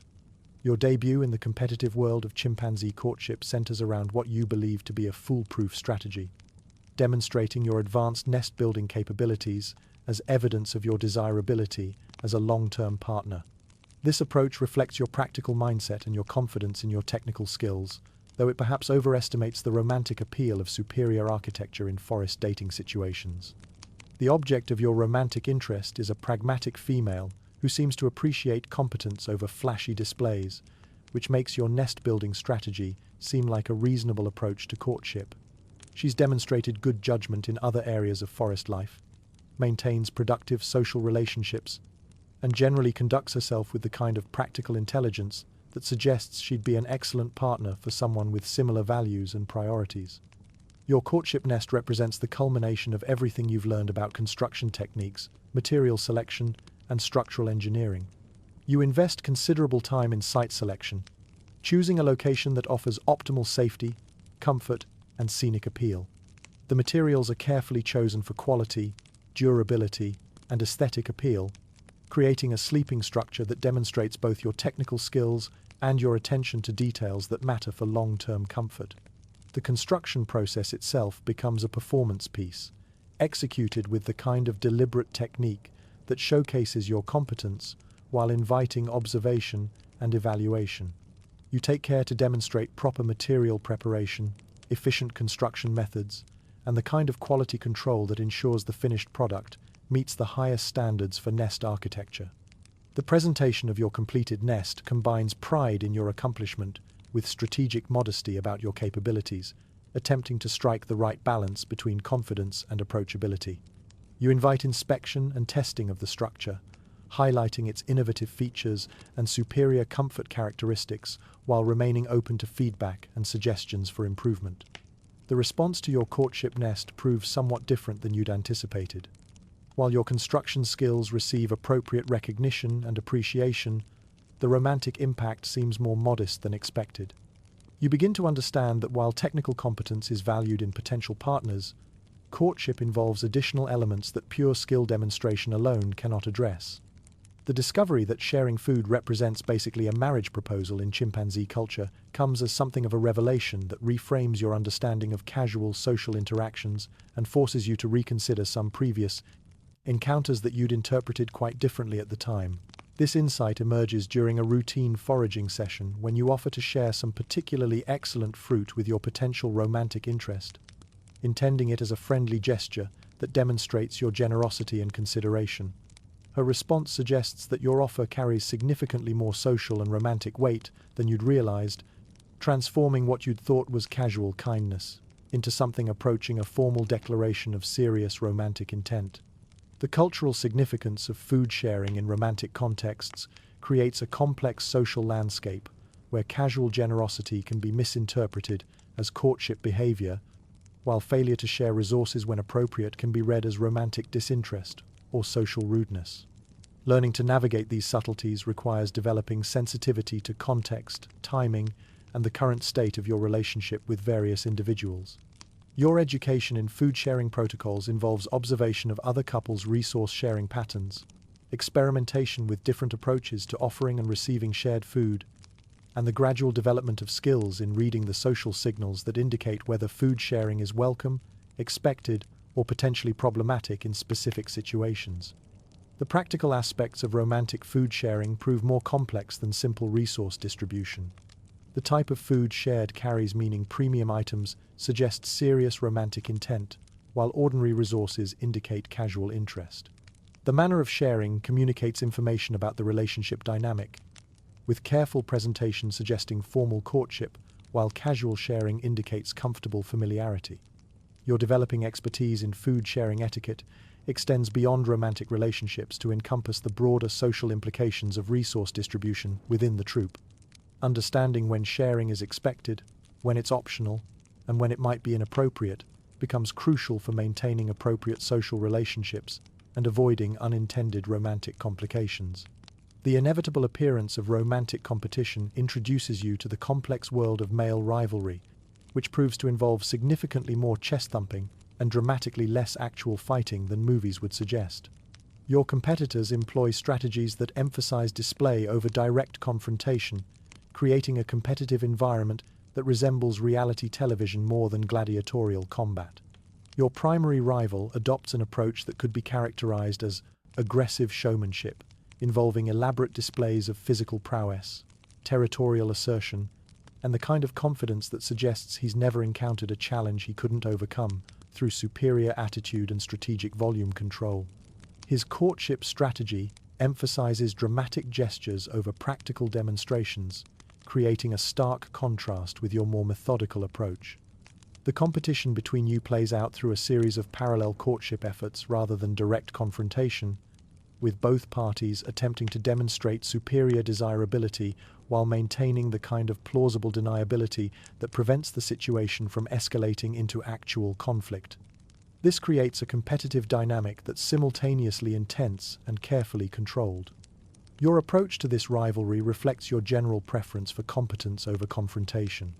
Rather than attempting to match your rival's dramatic displays, you focus on demonstrating consistent reliability, practical skills, and the kind of steady competence that suggests you'd be a better long-term partner, despite being less entertaining in the short term. The resolution of this competition comes through your potential partner's evaluation process, rather than direct conflict between rivals. She demonstrates the kind of practical judgment that initially attracted you to her by focusing on substance over style, evaluating both suitors based on their actual capabilities and compatibility rather than their skill at romantic performance art. Your success in this competition teaches valuable lessons about the difference between impressive displays and genuine competence, the importance of staying true to your own strengths rather than trying to compete on others' terms, and the reality that the right partner will appreciate your authentic qualities more than your ability to imitate someone else's approach to romance. The realization that long-term relationships require actual communication skills beyond basic resource sharing and territorial negotiation comes as something of a surprise that forces you to develop entirely new competencies in emotional expression, conflict resolution, and the kind of ongoing dialogue that maintains relationship satisfaction over extended periods. Your early relationship communication relies heavily on the standard chimpanzee repertoire of grooming, food sharing, and proximity management, which proves adequate for basic relationship maintenance, but insufficient for the more complex negotiations that arise as the relationship deepens and faces real-world challenges. The development of advanced communication skills involves learning to interpret subtle behavioral signals that convey information about your partner's emotional state, preferences, and concerns that aren't explicitly expressed through obvious actions. This requires developing sensitivity to body language, vocal tone, and behavioral patterns that indicate satisfaction, frustration, or need for attention and support. Your communication education includes learning to express your own needs and concerns in ways that invite discussion rather than creating conflict, developing skills in active listening that go beyond waiting for your turn to talk, and generally building the kind of ongoing dialogue that allows both partners to maintain individual identity while building shared understanding and common goals. The practical application of these communication skills proves challenging but rewarding. Successful relationship communication requires consistent attention, regular maintenance, and the kind of emotional intelligence that develops through practice and genuine commitment to understanding your partner's perspective, even when it differs significantly from your own. Your eventual romantic success comes through the demonstration of excellent grooming technique and superior fruit-finding abilities, which proves that your instinct to focus on practical competence rather than dramatic displays represents a viable courtship strategy for individuals with your particular strengths and personality type. The grooming component of your successful courtship involves the application of all your accumulated skills in social touching, attention to your partner's preferences and comfort levels, and the kind of careful technique that transforms routine maintenance into genuine pleasure and relaxation. Your approach emphasizes quality over quantity, focusing on providing genuinely valuable service rather than simply going through the motions of required social interaction. Your fruit-finding expertise becomes particularly valuable during challenging foraging periods when your ability to locate reliable food sources provides practical benefits that go far beyond simple resource sharing. This skill demonstrates forward thinking, environmental knowledge, and the kind of practical intelligence that suggests you'll be a valuable partner during difficult circumstances as well as abundant periods. The combination of these practical skills with your developing communication abilities and your generally reliable personality creates a courtship package that appeals to someone who values substance over style and long-term compatibility over short-term excitement. Your success confirms that different approaches to romance can be equally effective when matched with compatible partners who appreciate your particular strengths. The establishment of a successful long-term relationship brings both satisfaction and new responsibilities. You discover that maintaining a partnership requires ongoing attention, regular investment of time and energy, and the kind of mutual support that enhances both partners' lives while respecting individual autonomy and personal growth. This is your forest equivalent of being in your 30s. You know what you're doing, you're confident in your abilities, and you've stopped trying to prove yourself to every other chimp you meet. The anxious energy of youth has settled into something more sustainable. Competent professionalism applied to the business of forest living. Life settles into a comfortable rhythm of foraging, socializing, and the occasional territorial dispute, all conducted with the kind of practiced efficiency that comes from having figured out your personal approach to handling life's routine challenges. You've reached that sweet spot where your physical capabilities peak just as your accumulated experience provides the knowledge to use those capabilities effectively. Your decision-making reflects years of trial and error. Your social relationships are based on proven compatibility and mutual respect, and your daily routines are optimized through extensive field testing of various approaches to forest living. The forest feels like home in ways it never did when you were younger and less certain about your place in it. You know which trees provide the best fruit in different seasons, which routes offer the most efficient travel between important locations, and which social situations require your attention versus which ones can be safely ignored while they resolve themselves through natural processes. Your relationship with risk has evolved from avoidance through reckless embrace to calculated assessment. You can evaluate challenges accurately enough to attempt difficult tasks with reasonable confidence, while avoiding obviously dangerous situations that offer minimal benefit regardless of successful outcome. Your emergence as a group leader for foraging expeditions represents recognition of your accumulated expertise, reliable judgment, and ability to coordinate multiple individuals toward common goals without creating the kind of interpersonal drama that makes group activities more stressful than individual efforts. Your leadership style reflects your personality, practical, inclusive, focused on results rather than status displays. You organize expeditions based on realistic assessment of available opportunities, current environmental conditions, and the capabilities and preferences of available participants. This approach produces consistently successful outcomes while maintaining group cohesion and individual satisfaction. The planning phase of your expeditions involves consultation with other troop members about current food source information, route conditions, and seasonal considerations that affect travel, timing, and destination selection. You've learned that successful group leadership requires incorporating others' knowledge and preferences rather than simply implementing your own vision regardless of group input. Your expedition management emphasizes clear communication about objectives, realistic expectations about challenges and potential outcomes, and flexible adaptation to changing conditions that might require route modifications or alternative strategies. This approach prevents the kind of disappointment and conflict that arise when group activities fail to meet unrealistic expectations or encounter unexpected obstacles. The success of your expeditions builds your reputation as someone who can be trusted to deliver promised results while maintaining group harmony and individual safety. This leads to increased requests for your leadership services and growing influence within the troop's decision-making processes. Your expeditions also serve as informal training opportunities for less experienced troop members, allowing you to share knowledge about foraging techniques, navigation strategies, and group coordination skills, while accomplishing practical objectives that benefit everyone involved. Your role as instructor for the next generation emerges naturally from your established competence and your position within the troop's social hierarchy. Teaching proves to be both rewarding and occasionally exasperating, requiring patience levels you didn't know you possessed and communication skills that go far beyond your previous experience in adult interactions. Your teaching style emphasizes demonstration over explanation, practical experience over theoretical instruction, and the kind of guided discovery that allows students to develop genuine understanding rather than just memorizing techniques they don't fully comprehend. This approach requires significant investment of time and energy, but produces more capable and confident students. The eye-rolling component of your teaching experience comes from encountering the same overconfidence and selective hearing that characterized your own youth, creating a somewhat uncomfortable recognition of patterns you'd prefer not to remember from your own learning process.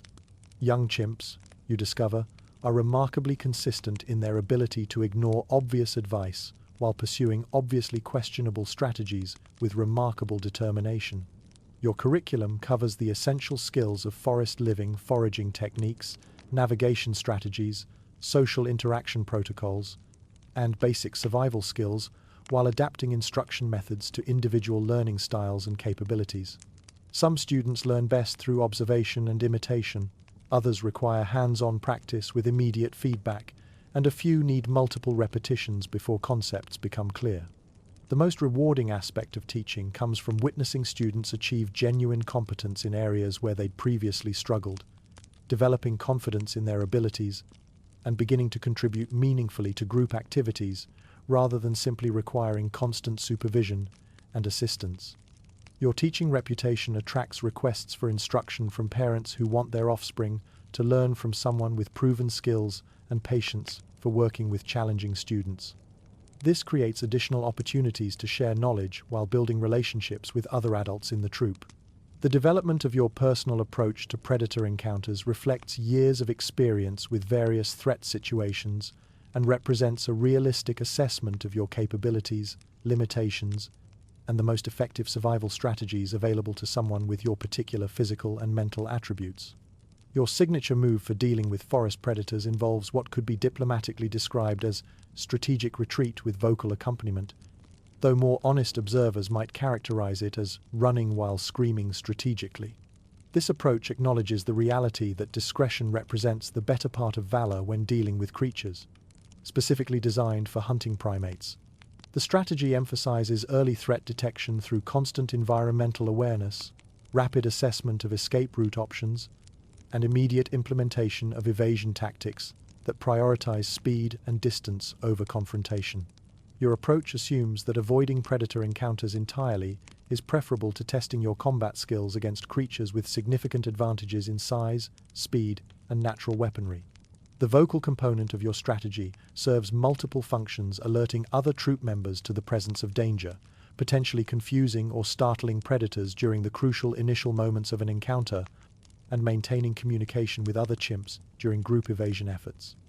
The specific vocalizations you use have been refined through practice to maximize volume and penetration while minimizing the energy expenditure required for sustained calling during extended retreat operations. Your evasion techniques incorporate your accumulated knowledge of local terrain, optimal escape routes for different predator types, and the defensive advantages offered by various forest features. This geographical knowledge allows you to make rapid decisions about the best direction for retreat based on current location and the specific nature of the threat encountered. The success of your anti-predator strategy is measured not by dramatic confrontations successfully concluded, but by the complete absence of situations requiring dramatic confrontations, which you consider a much more satisfactory outcome for all parties involved, except possibly the predators. Your approach to forest living has evolved to incorporate the kind of work-life balance that maximizes both productivity and personal satisfaction, while maintaining the energy and motivation necessary for long-term sustainability.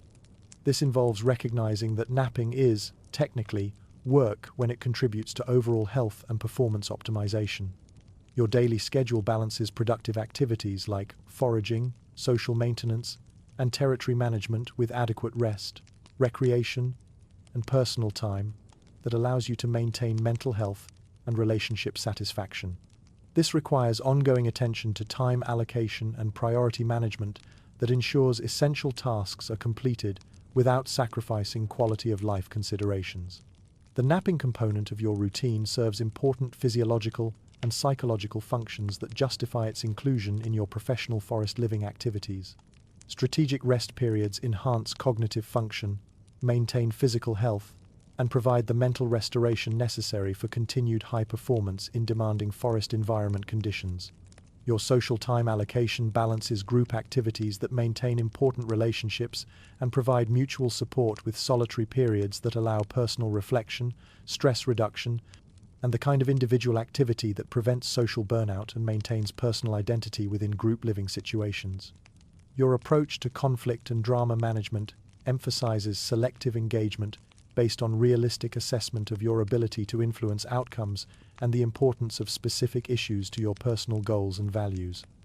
This allows you to contribute meaningfully to important situations while avoiding exhaustion through over-involvement in every minor dispute or social complexity that arises within the troop. The integration of all these elements creates a lifestyle that sustains high performance over extended periods while maintaining personal satisfaction and relationship quality, demonstrating that success in forest living involves more than just survival and reproduction. It includes the kind of holistic well-being that makes life genuinely enjoyable rather than simply endurable. You've become the chimp equivalent of someone's eccentric uncle, full of stories that start with, "When I was your age," short on patience for nonsense that could be easily avoided through basic common sense, and surprisingly good at solving problems through creative stubbornness that younger chimps mistake for wisdom, but which you recognize as the accumulated shortcuts that come from having tried every possible way to do things wrong. At least once. The younger generation looks to you for guidance with the kind of earnest expectation that's both flattering and terrifying, particularly since you remember being their age and having absolutely no idea what you were doing despite being completely convinced of your own competence.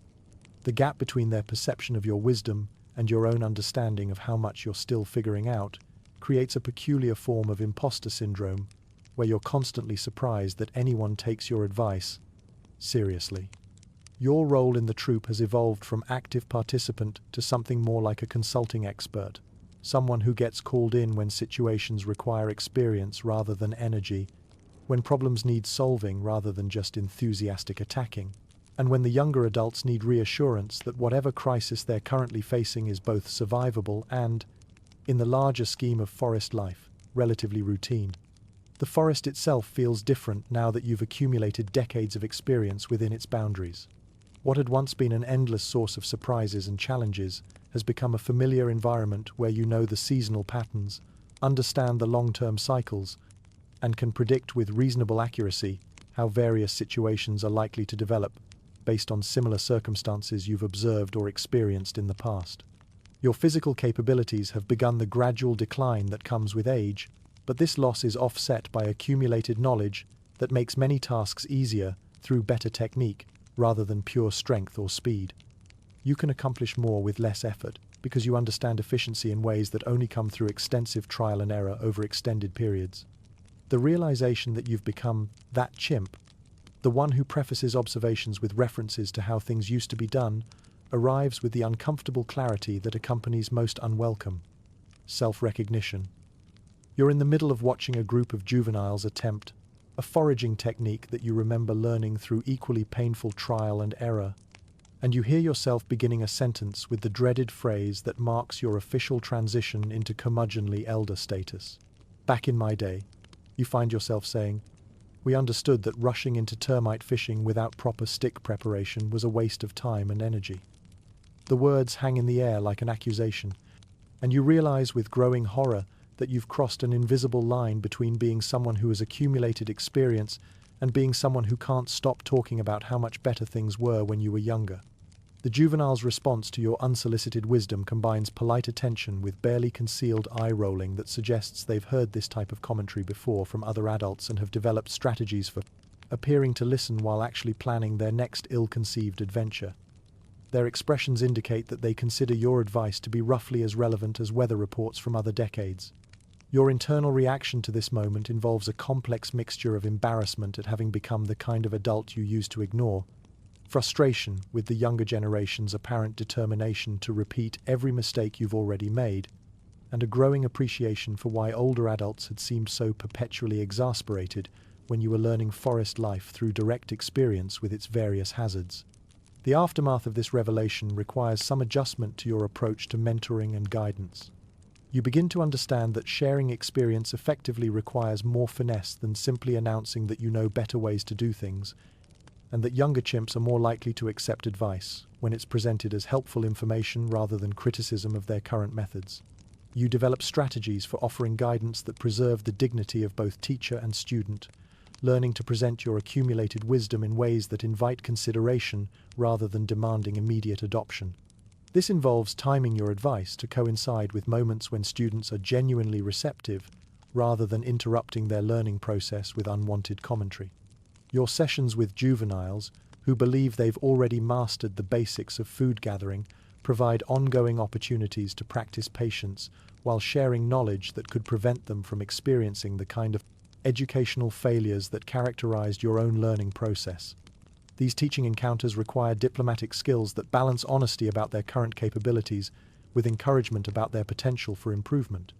The students you work with represent the full spectrum of learning styles and attitudes, from genuinely eager pupils who appreciate detailed instruction to overconfident individuals who consider your expertise to be interesting but probably irrelevant to their own superior natural abilities. Managing this diversity requires flexibility in your teaching approach and acceptance that not every student will immediately embrace your methods. Your curriculum has evolved to emphasize the kind of practical knowledge that only comes through extensive field experience, seasonal variations in food availability, subtle environmental indicators that predict productive foraging areas, and efficiency techniques that maximize return on energy investment.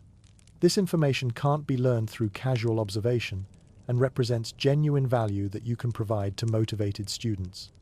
The teaching process involves considerable demonstration, allowing students to observe proper technique in action before attempting to replicate your methods.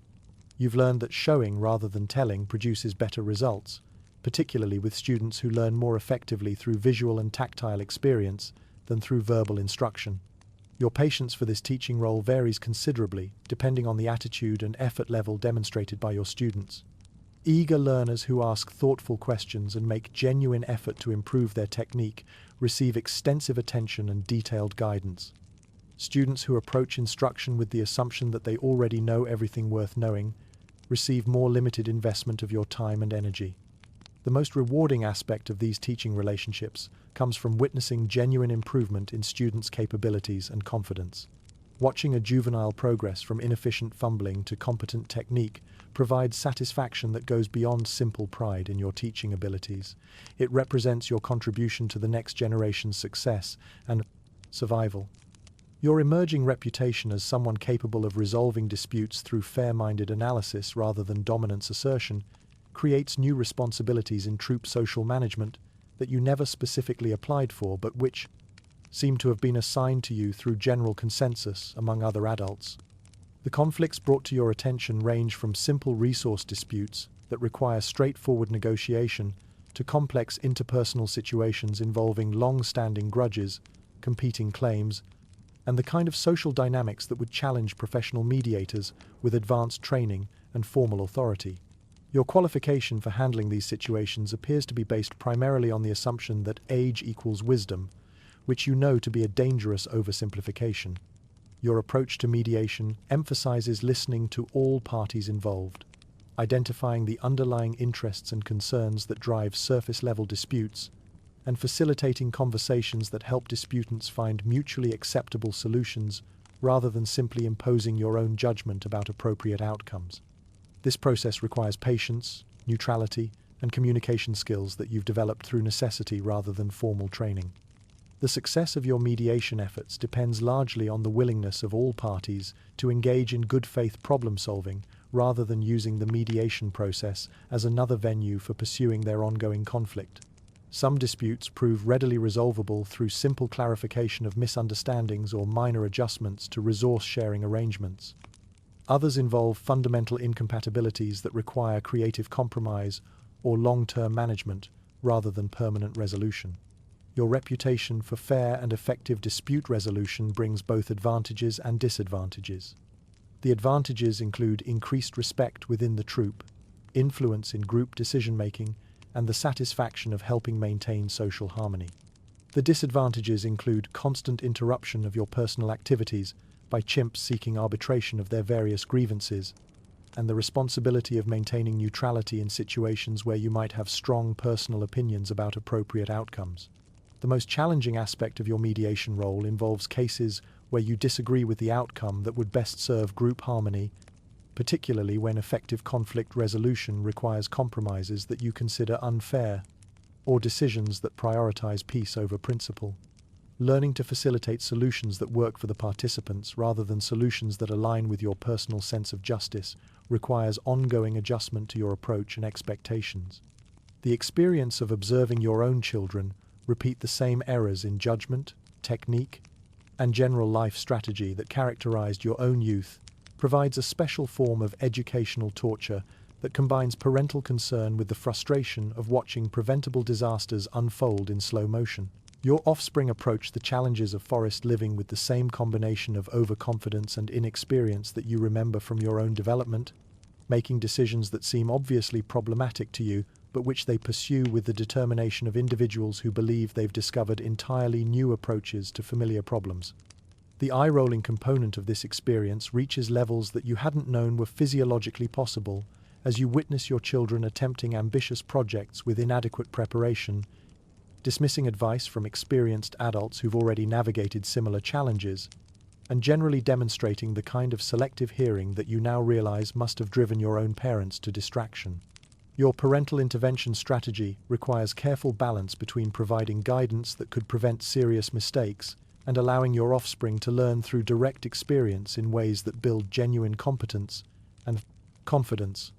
Too much intervention prevents the kind of learning that only comes through personal trial and error, while too little support allows preventable failures that could undermine their development or create dangerous situations. The most difficult moments involve watching your children make choices that you know from personal experience will lead to uncomfortable consequences, while recognizing that they're unlikely to accept your warnings without first testing your predictions through their own experimentation. This requires accepting that some learning can't be transferred through advice and must be acquired through individual experience. Your relationship with your offspring evolves as they mature, shifting from direct supervision to consultation and support as they develop their own approaches to forest living. This transition requires adjusting your expectations about their willingness to accept guidance and your role in their ongoing development from active management to available resource. The recognition that you've developed a genuine preference for solitary morning routines over the energetic group activities that had once been the highlight of your daily experience marks a significant shift in your social priorities and personal temperament that reflects both your changing physical capabilities and your evolving relationship with troop social dynamics. This realization arrives during what was supposed to be a pleasant group foraging expedition that somehow transforms into the kind of high-energy social event that involves considerable noise, competition for leadership, and the general chaos that emerges when multiple strong personalities attempt to coordinate complex activities while maintaining their individual status and preferences. Your response to this situation involves a growing awareness that you're no longer energized by group dynamics that require constant social navigation, competitive positioning, and the kind of attention to interpersonal politics that successful group participation demands. Instead, you find yourself longing for the peaceful solitude of individual activities that allow you to work at your own pace without constant social negotiation.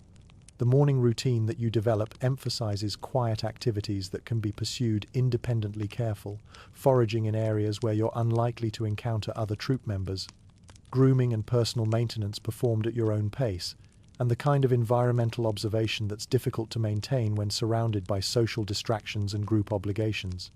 This preference for solitude doesn't represent antisocial behavior or withdrawal from troop membership. but rather a natural evolution toward activities and environments that match your current energy levels and social preferences. You remain available for group activities when your participation would be valuable or when social obligations require your attendance, but you no longer seek out group involvement as your primary source of daily satisfaction. Your new morning routine provides opportunities for reflection and planning that had been difficult to maintain during the more socially intensive periods of your life.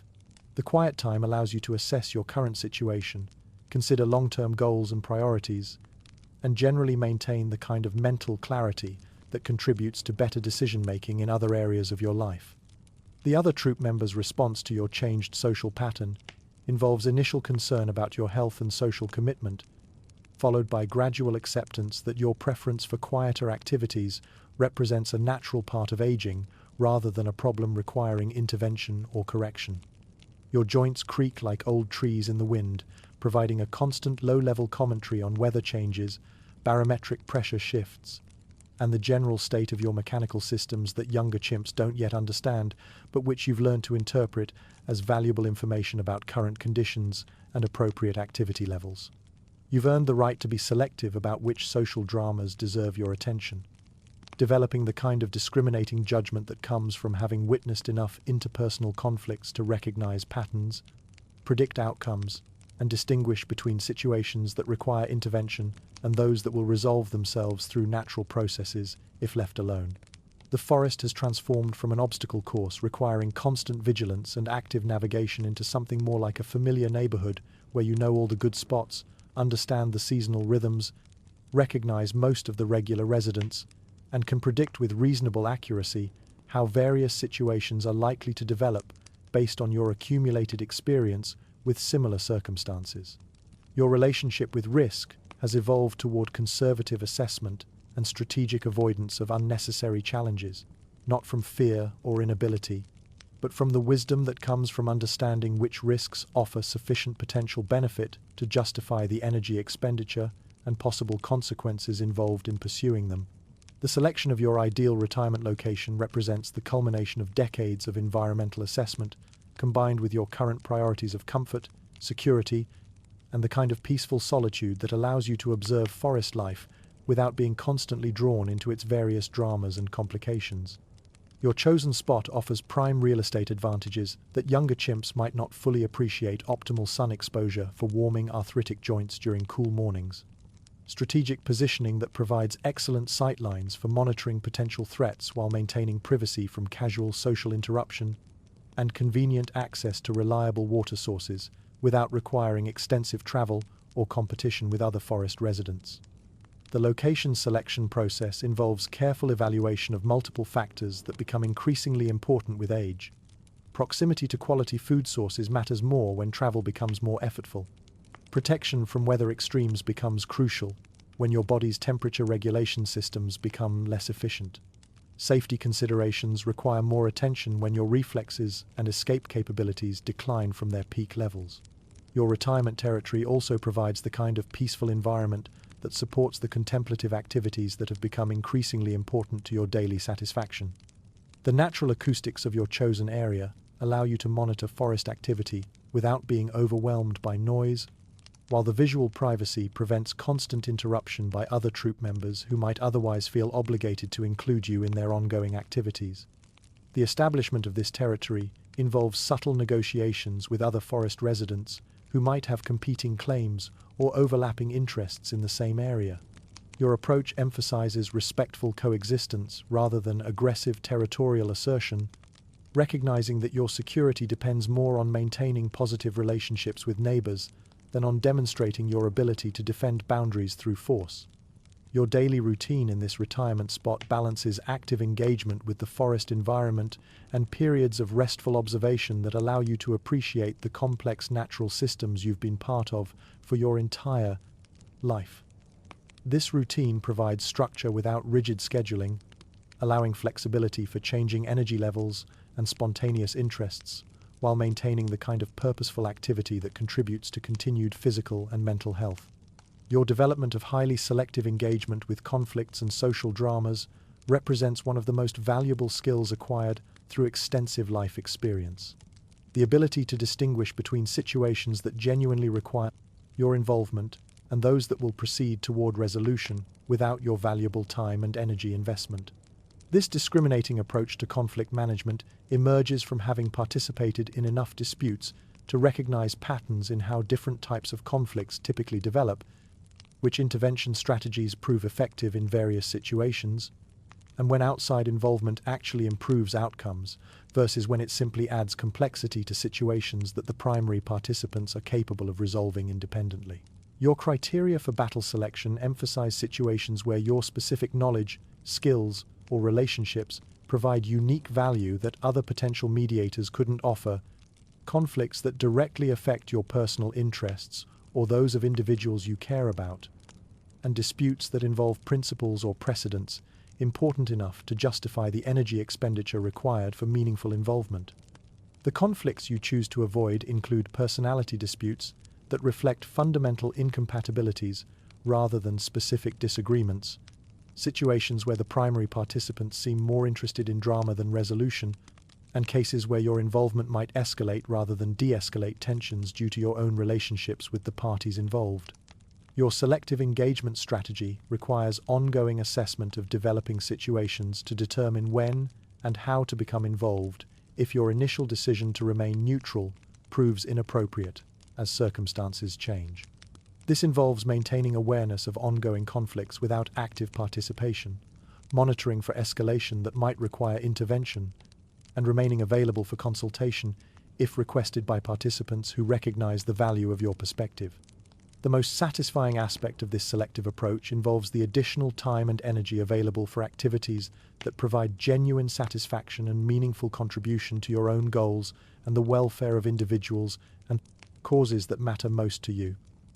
This represents a form of strategic resource allocation that maximizes your positive impact while minimizing unnecessary stress and conflict. Your observation of the younger adults assuming leadership roles and primary responsibility for troop activities provides a complex emotional experience that combines pride in their developing competence with concern about their judgment, and approach to challenges that you've learned to handle through hard-won experience. The transition process involves gradual shifts in responsibility and authority rather than dramatic leadership changes, with younger adults taking on increasing roles in group coordination, conflict resolution, and strategic decision-making, while you and other elders provide consultation and guidance when requested or when situations exceed their current capabilities. Your assessment of the next generation's leadership style reveals both strengths and areas for concern. Their energy and enthusiasm bring fresh approaches to familiar challenges and willingness to attempt ambitious projects that more experienced adults might consider too risky or demanding. However, their limited experience with crisis management and long-term planning creates potential vulnerabilities that could lead to problems if not balanced with appropriate guidance and oversight.